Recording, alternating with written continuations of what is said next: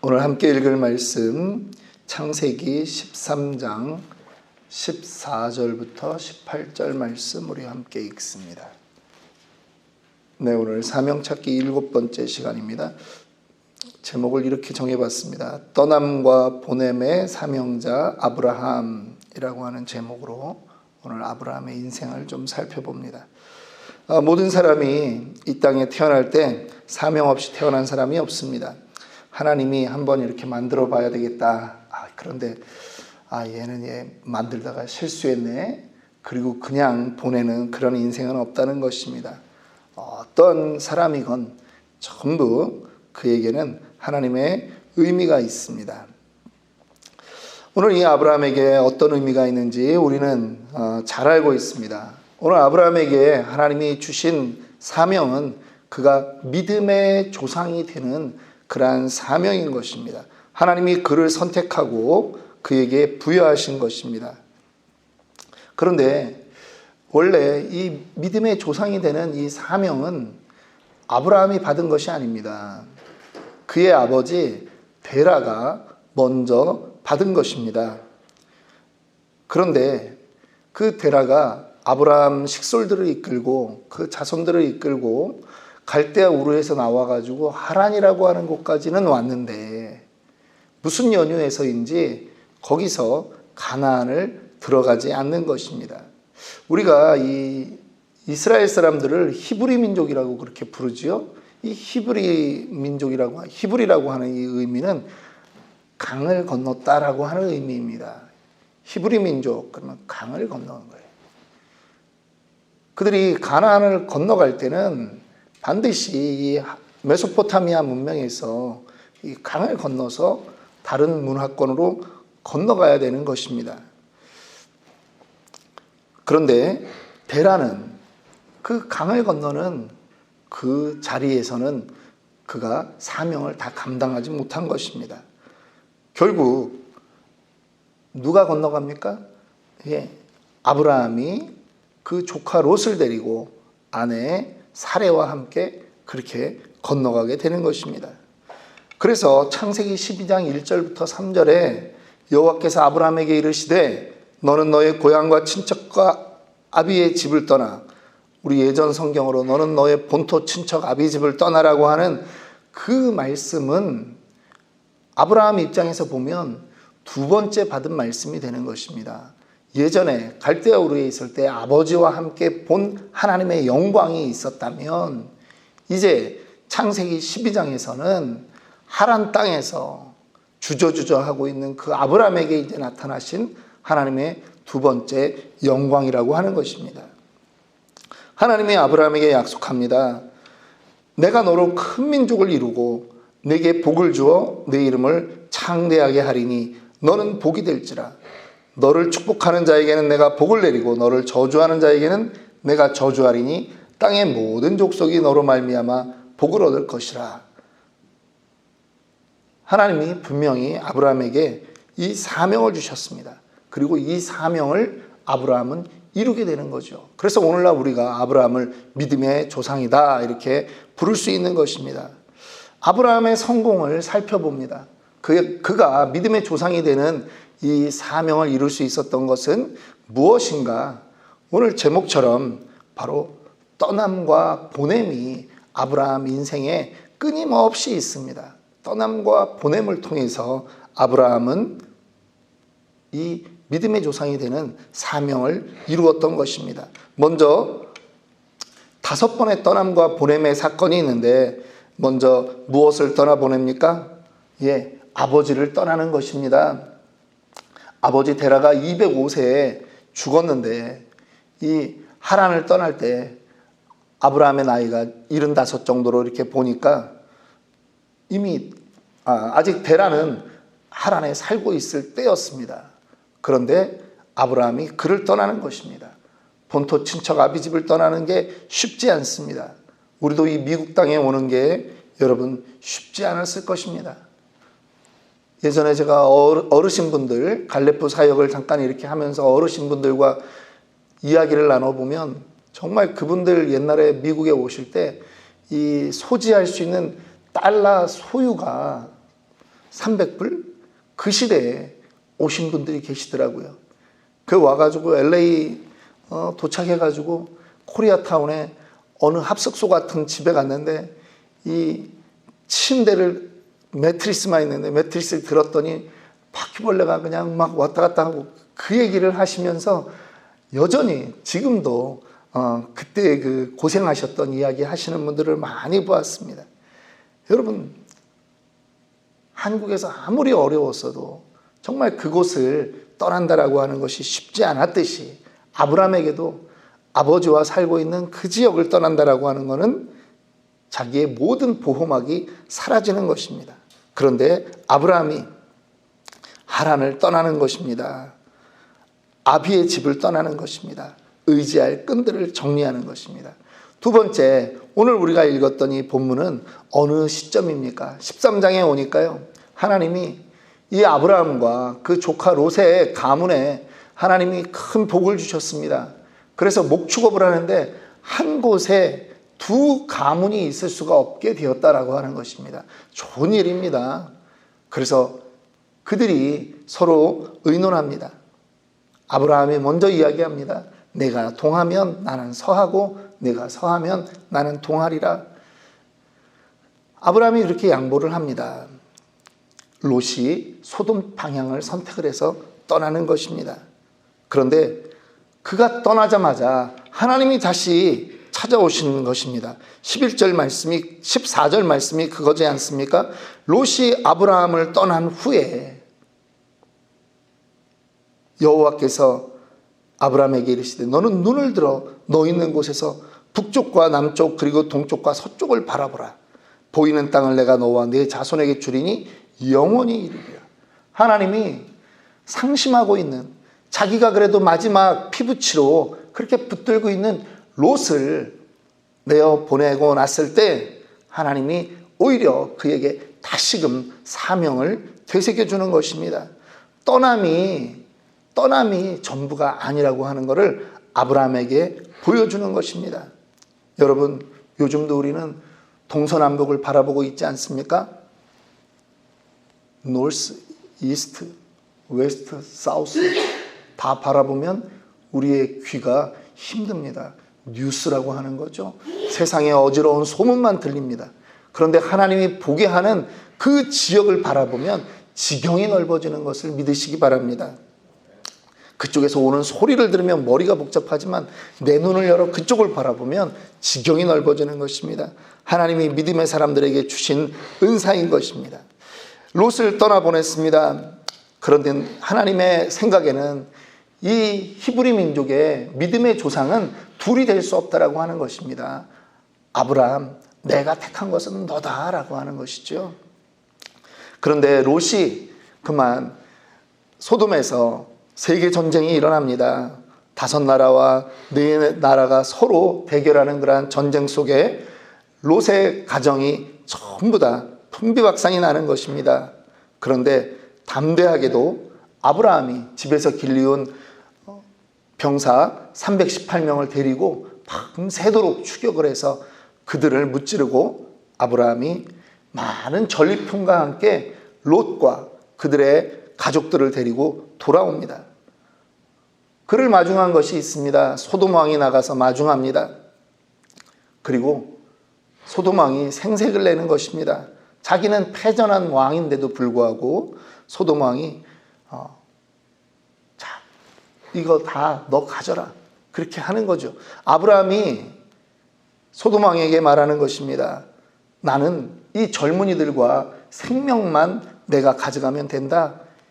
내가 전리품으로 얻은 것은 나는 하나도 갖지 않겠다. 내가 너로 인해서 치부했다라고 하는 소식을 내가 듣기 원치 않는다라고 하는 것입니다. 아브라함이 세 번째 버린 것이 있습니다. 떠나보낸 것이 있습니다. 재물이라고 하는 것입니다. 롯을 구하고 전쟁을 통해서 얻은 그 수많은 재물을 아브라함은 떠나보냅니다. 여러분, 우리는 이 땅을 살면서 열심히 일하죠. 재물 없이 살아갈 수 있는 사람이 없기 때문입니다. 그런데 아브라함은 그 재물을 떠나보내기까지 하는 것입니다. 왜? 자기가 생각해도 이 여러 나라와 싸우는 이 전쟁에서 318명 데리고 가서 싸워서 이 생명들을 취해올 수 있었다라고 하는 것은 하나님의 은혜가 아니고서는 안 되거든요. 그러니까 내가 하나님을 붙잡는 것이 나은 것이지, 지금 내가 하나님도 붙잡고 이 재물도 붙잡아야 되겠다라고 하는 것은 아브라함에게는 아니라고 하는 것입니다. 그가 이제 하나님을 서서히 경험해 나가는 것입니다. 네 번째, 그가 떠나보낸 것이 있습니다. 하나님은 기다리면 너에게 아들을 줄 것이다 라고 했는데 그들이 기다리지 못하는 것이죠. 85세 그가 아내 사라와 의논해서 여종 하갈을 통해 자식을 얻습니다. 이스마엘입니다. 그런데 이스마엘은 하나님이 주시고자 하는 그 사명의 반열에 들어있지 않은 것입니다. 아브라함의 자손이기 때문에 하나님이 번성케는 하실 것입니다. 그러나 번성했다라고 해서 그것이 약속을 받은 것은 아니라고 하는 것이죠. 하나님의 약속은 누구에게 있느냐? 내 몸으로, 그리고 너의 아내 사라를 통해서 낳은 자손에게 나의 약속은, 나의 언약은 이어지게 되어 있다라고 하는 것입니다. 결국 이 이스마엘도 하나님이 아브라함에게서 보내게 하는 것입니다. 떨어지게 하는 것입니다. 마지막은 아브라함에게 5번째 떠나보내야 되는 것이 있습니다. 무엇입니까? 우리가 읽지는 않았지만 우리가 잘 알듯이 그의 아들 이삭을 모리아산에서 제물로 바치는 것, 그것이 바로 아브라함이 마지막으로 떠나보내야 했던 것입니다. 하나님이 원하는 것이 무엇일까요? 100세에 얻은 그 아들, 뒤집기를 해도 이쁘고요, 똥을 싸도 이쁘고 오줌을 싸도 이쁩니다. 눈에 넣어도 안 아픈 아들입니다. 이 아이가 벅벅 기고 달려다니고 자라나면서 그렇게 지내는 게 아브라함에게 노년의 유일한 낙인 거죠. 어떻게 보면 하나님보다 이삭을 더 많이 묵상했을 수 있습니다. 그런데 하나님이 모리아산에서 그를 바치라고 합니다. 그런데 아브라함이 3일 길을 가서 그 아들을 바치는 것입니다. 아브라함에게는 무엇만 남았습니까? 그 아이를 바치는 그 순간에 아브라함에게 남은 것은 하나님밖에 없다라고 하는 것입니다. 믿음의 조상이 되어가는 그 길은 내가 재물도 취하고 이것도 취하고 저것도 취하면서도 나는 그것도 다 가질 수 있다라고 하는 것이 아니라는 거죠. 하나님으로 채워야 되는 것입니다. 하나님으로만 채워야 된다라고 하는 것입니다. 이것이 저와 여러분에게도 동일하게 놓여져 있는 사명이라고 하는 것입니다. 요즘 떠나보낸다 혹은 보낸다라고 하는 이러한 말들을 요즘은 내려놓는다라고 하는 표현으로 씁니다. 여러분, 내려놓는 것 쉽던가요? 참 어렵습니다. 그렇게 말처럼 내려놓는 게 쉽지 않습니다. 염려 없습니까? 염려 있습니다. 재물의 염려 없습니까? 있습니다.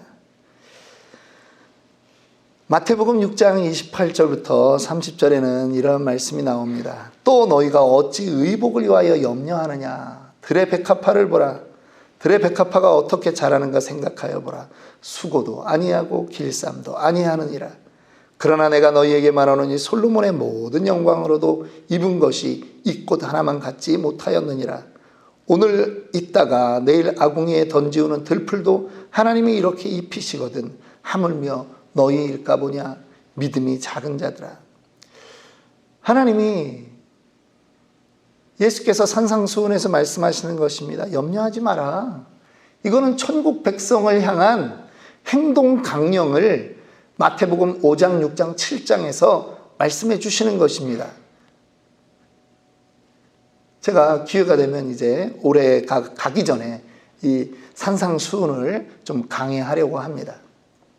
그런데요, 염려하지 말라고 하는 그 말씀을 들으면서도 우리는 오늘을 염려하고 사는 존재라고 하는 거죠.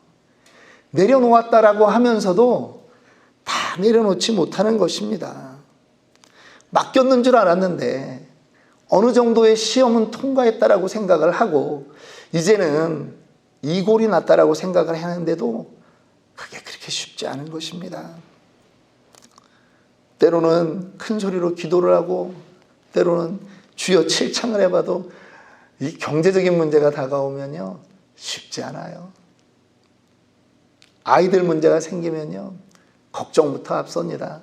하나님 찾기가 쉽지 않다라고 하는 것입니다. 내 안에 말씀이 있어도 그 말씀이 때로는 나를 장악하지 못해요. 왜? 내가 선택을 무엇을 하기 때문에? 걱정을 내가 먼저 선택하기 때문에. 말씀을 선택하는 것이 아니라 걱정을 선택하니까 그렇게 됩니다. 여러분, 아브라함이 이삭을 바치는 그 순간에 이삭을 바치면 자기는 죽을 것 같지요. 저 아들이 없어지면 나는 어떻게 하나? 그런데 아브라함 인생에서 과거를 돌아보는 것입니다. 뒤돌아본다는 말이 우리는 신앙에서 많은 경우 나쁜 의미로 사용할 때가 있죠. 가스펠송, 복음성가 가사에서도 No turning back이라고 하지 않습니까? 뒤돌아서지 않겠네. 하도 그래 놓으니까 뒤돌아보는 거를 우리는 죄 짓는 거로 생각해요. 그런데 아닙니다. 때로는요. 뒤돌아보셔야 됩니다. 아브라함이 아들을 바쳐야 되는 그 시험을 당할 때 아브라함이 뒤돌아보는 거예요. 무슨 얘기냐? 과거를 돌아보는 거죠. 하나님이 지금까지 나를 어떻게 인도해 오셨는가를 보는 것입니다. 히브리서 11장 17절부터 19절은 이렇게 말씀합니다. 아브라함은 시험을 받을 때 믿음으로 이삭을 드렸으니 그는 약속들을 받은 자로 돼 그 외아들을 드렸느니라. 그에게 이미 말씀하시기를 예전에 하나님이 약속했다라고 하는 것입니다. 내 자손이라 칭할 자는 이삭으로 말미암으리라 하셨으니 그가 하나님이 능히 이삭을 죽은 자 가운데서 다시 살리실 줄로 생각한지라. 비유컨대 그를 죽은 자 가운데서 도로 받은 것이니라. 하나님이 왜 이렇게 무리한 요구를 나에게 하실까? 그 생각을 하면서 모리아산을 가는 것입니다. 그런데 과거를 돌아보는 것입니다. 여태까지 믿음의 여정을 인도해 오신 분이 나의 능력이 아니라 하나님이었다라고 하는 거죠. 그리고 하나님은 분명히 말씀하셨지.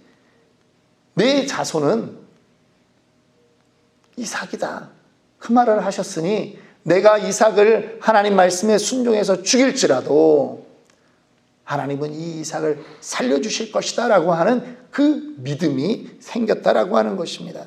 여러분, 신앙생활 1, 2년 해왔을지라도 과거를 돌아보면 우리의 인생에 하나님이 함께 하신 흔적들이 반드시 있게 됩니다. 그 하나님, 과거에 역사했던 그 하나님을 묵상하십시오. 뒤돌아보십시오. 그러면 앞으로 내 인생도 이끌어 가실 그분을 우리는 붙잡게 되는 것입니다. 믿음의 조상이 되기 원합니다. 여러분들의 가정과 가문의 사명자가 되기를 원합니다. 무엇이 필요합니까? 하나님보다 더 중요하게 생각하는 그 모든 것들 떠나보내십시오. 내려놓으십시오. 버리십시오. 때로는 덤덤하게 그렇게 조바심 내지 말고 그렇게 지내십시오. 하나님으로 가득 채우십시오. 그 순간까지 노력하시기를 원합니다. 믿음의 길이, 사명자의 길이 저절로 되지 않습니다. 저절로 되지 않습니다. 그런데 내려놓고 떠나보내고 하나님으로 채워지는 그 맛을 볼 때 우리 가문이, 내 가정이, 내 자녀의 인생에 아버지가, 어머니가 간증거리가 되는 것입니다. 오늘 그러한 은혜가 저와 여러분들 가운데 우리 치노밸리 모든 성도들 인생 가운데 있기를 주님의 이름으로 축원합니다.